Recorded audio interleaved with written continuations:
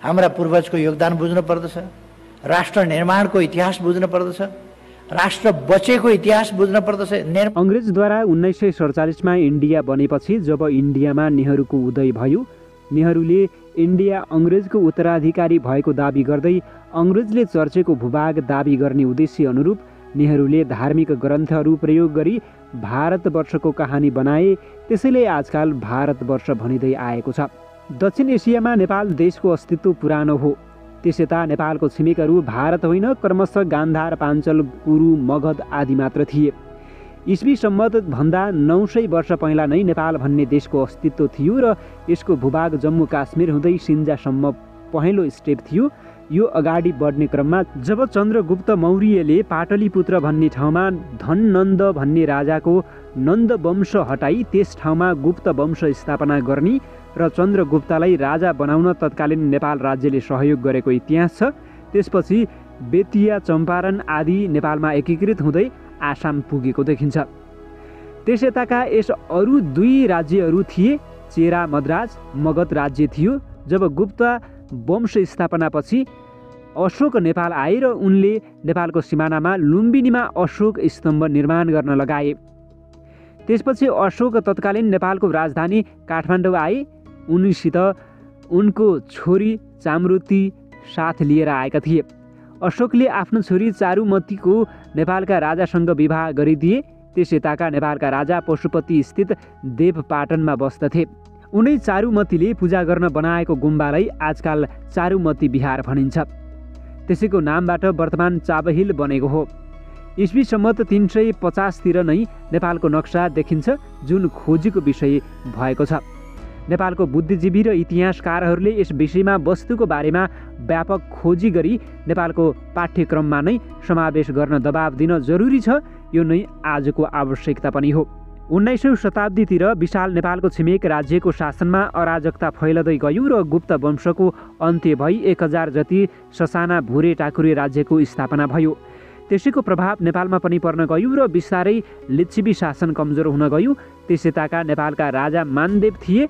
काठमाडौँको उपत्यकाका सामन्त अंशु वर्मा थिए। काठमाडौँ नेपालको राजधानी थियो। अंशु वर्माले उत्तरतिरको छिमेकीसँग सम्बन्ध बलियो बनाउन छोरी भिरकोटीको तिब्बतका राजा श्रतसंग गोम्पोसँग विवाह गरिदिए। दक्षिण छिमेकी मगधका राजा हर्षवर्धनसँग आफ्नो बहिनीको विवाह गराई आफू सुरक्षित बनाई नेपालको राजा घोषणा गरे। त्यसपछि सिङ्गो नेपाल टुक्रन सुरु भयो। जब अंशु वर्माले आफूलाई राजा भएको घोषणा गरी उनी नेपालका राजा भए। त्यसलाई अन्य सामन्तहरूले स्वीकार गरेनन्। यो सँगै अन्य सामन्तहरू जस्तै 2224 विजयपुर, मकवानपुर सबैले आफूलाई स्वतन्त्र घोषणा गरे। केन्द्रले रोक्न सकेन। त्यतिको परिणाम नेपाल पनि विभिन्न खण्डमा विभाजित हुन सुरु भयो। विभाजनपछि नेपाल भन्ने राज्य उपत्यकामा मात्र सीमित हुन पुग्यो। त्यसैलाई नेपाल भनियो। यसरी नेपाल उपत्यकामा मात्र सीमित भएपछि त्यो पनि विभाजन भई कान्तिपुर, भक्तपुर, कीर्तिपुर आदि राज्यको रूपमा विभाजन भयो।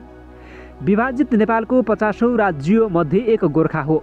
कुनै समय गोर्खा नेपालको भूभाग थियो। कालखण्डमा यी नेपाली भूमि विभिन्न शासकका अधीनमा पुगे।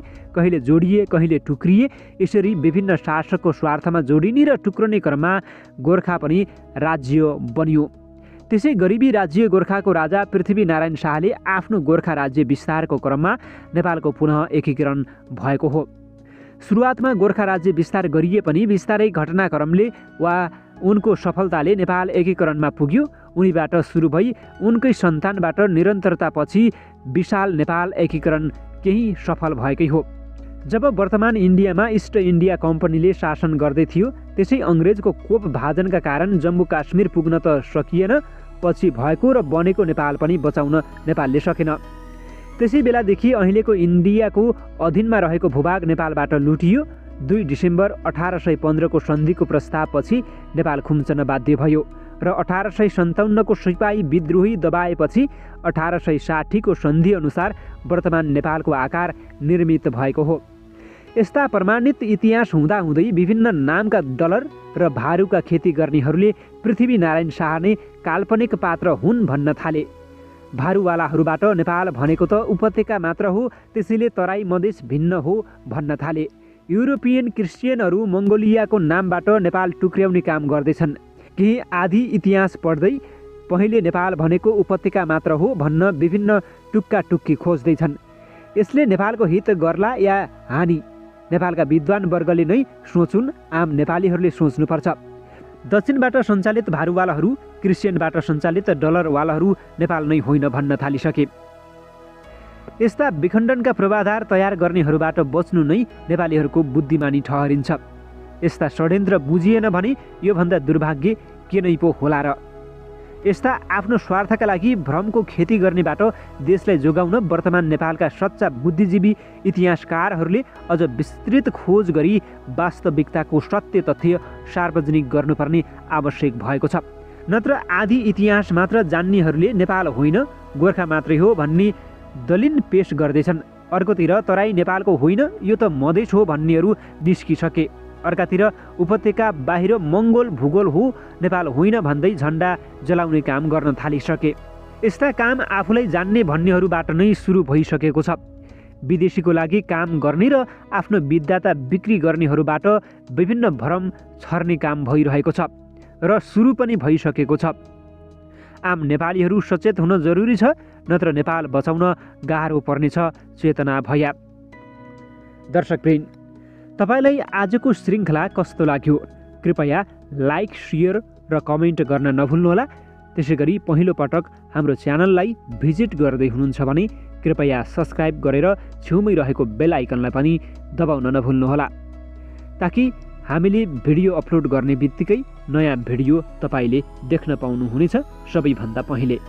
र तपाईँको एक सेयरले थाहा नपाएका अन्य साथीहरूले पनि यस विषयमा जानकारी प्राप्त गर्नेछन्। हवस् त, अर्को श्रृङ्खलामा फेरि हाम्रो भेट हुनेछ। तबसम्मको लागि मलाई आज्ञा दिनुहोस्। नमस्कार।